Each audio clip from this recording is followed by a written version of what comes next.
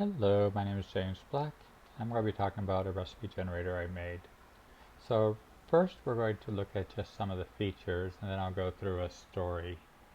So one thing you can do is if you have a bunch of ingredients, then for example then you could just drop it into here and it will use a large language model. This little guy running is telling you that it's going there.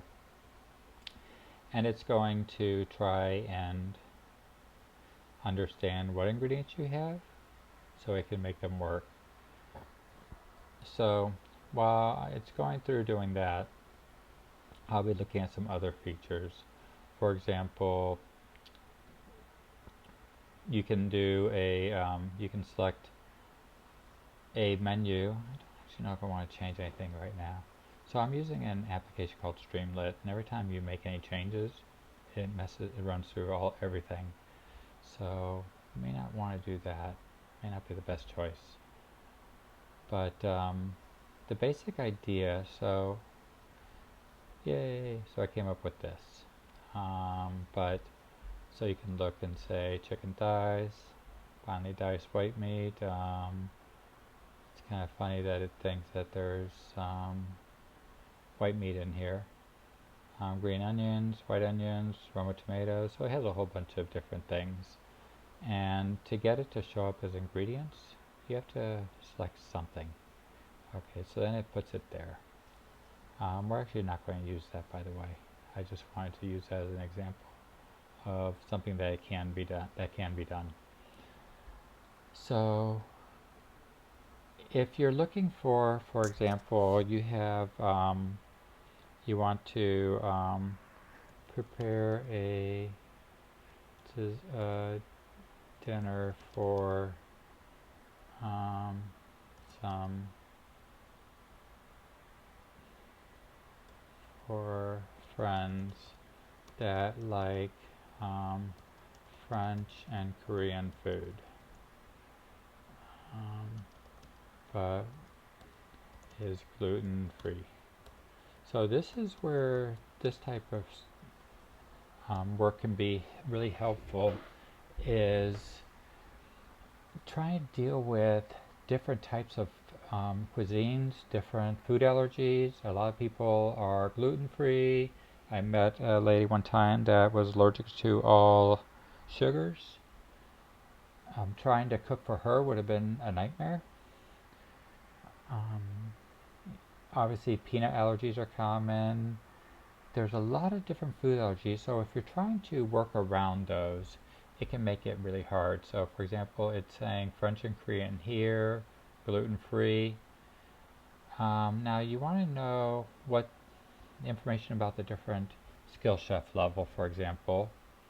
Then, actually, that's right, I want to get rid of this. So, one of the things that happens is that it will reprocess this every time, and that gets to be a pain. So after it processes it, it's better to just remove it. But and then you could also start adding more things if you wanted. So if you know someone is dairy free, um, or you could say lactose intolerant, for example, or you want spicy, healthy. So you have different options here that you can put. And for ingredients, you may want to have something like duck, for example. Or how about if we want it to be around chocolate, for example? Then we can do that. And then, oh, I had made some changes, so it stopped doing its processing. But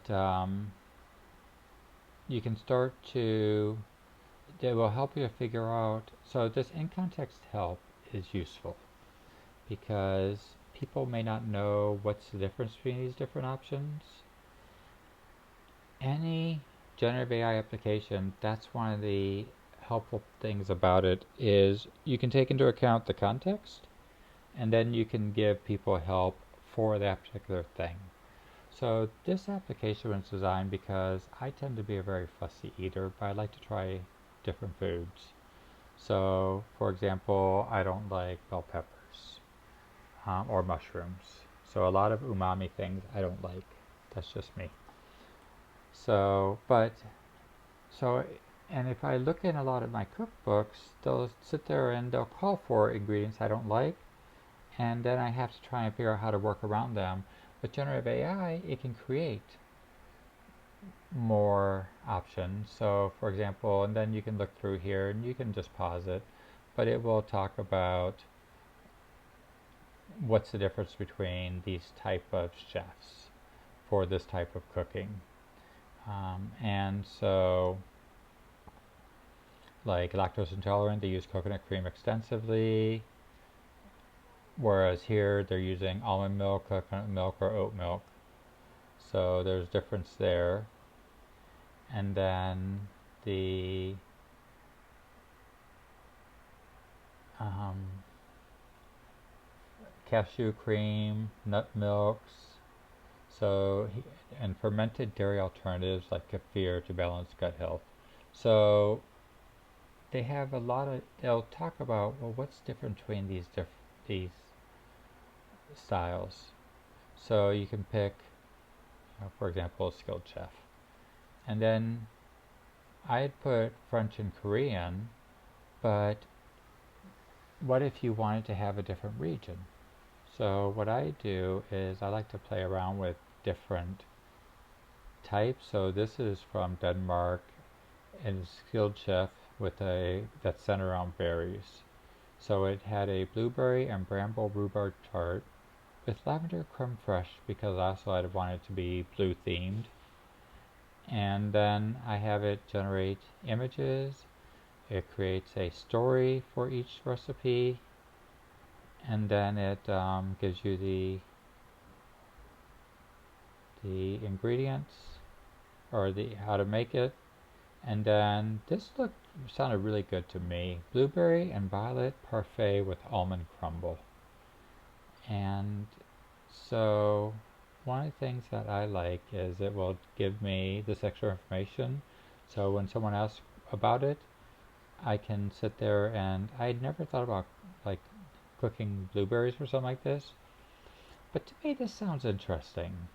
So I may end up making this.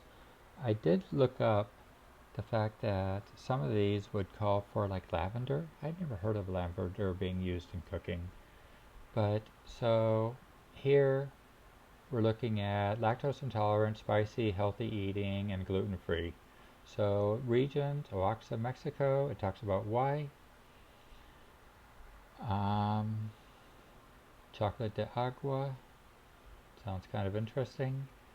Kerala, India, Yucatan Peninsula. So lots of different regions that you could try for this dish. But in this case, you're cooking for someone that likes French and Korean. So then what you do is you can, once you figure everything out, you say, okay, well, we're having dinner. Oh, you can also select, if you do a menu, you can select up to 7 courses. And then you can just say generate recipe. So what it's going to do is going to generate it, and then it's going to ask you if that's what you want. The reason being because it may come up with some ingredients that you don't like. Then you can go back, you can reject it, you can come back, you can modify, you can make modifications to this, and then you can have it do it again. Because to generate this takes a lot longer.